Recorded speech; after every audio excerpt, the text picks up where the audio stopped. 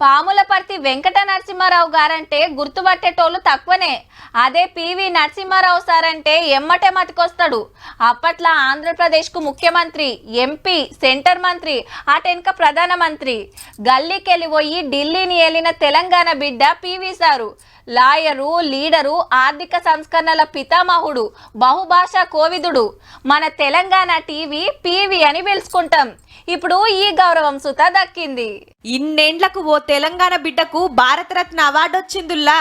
పాత ప్రధాని PV Narasimha Rao sir దేశానికి చేసిన సేవలను యాద్ చేసుకుంటా ఈ అవార్డు ఇచ్చిండ్రు సెంటరోళ్ళు.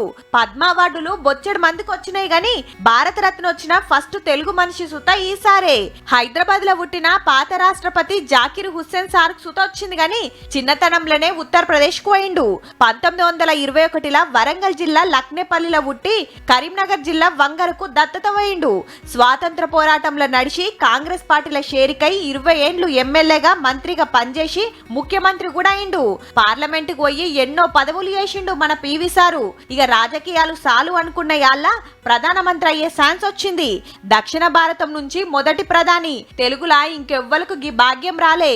అంతేకాదు గాంధీ కుటుంబం కాకుండా ప్రధానమంత్రి అయిన ఫస్ట్ కాంగ్రెస్ లీడర్ కూడా మన సారే. సరిపోను బలం లేకున్నా గవర్నమెంట్ ను 5 ఏండ్లు నడుపుడే కాదు, ఆగంలో ఉన్న దేశాన్ని తెలుగుతోటి ఒడ్డుకేసిండు.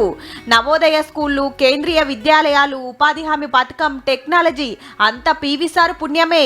నంద్యాలకెళ్లి 5 లక్షల మెజార్టీ తోటి ఎంపీగా గెలిచి గిన్నిస్ రికార్డు కొట్టేసిండు. అప్పట్లా పెద్ద మనిషి కాలం చేసిన 19 ఏండ్లకు భారతరత్న వచ్చుడుతోటి అందరూ సార్ గొప్పతనం సాటింపేస్తున్నారు. కీర్తి శేషులు పివి నరసింహారావు గారికి భారతరత్న వచ్చిన సందర్భంగా ఈ సభంతా కరతాళ ధ్వనులతోటి వారికి, వారి కుటుంబానికి, పివి ఇంటోలు సుత ఫుల్ ఖుషీలున్నారు.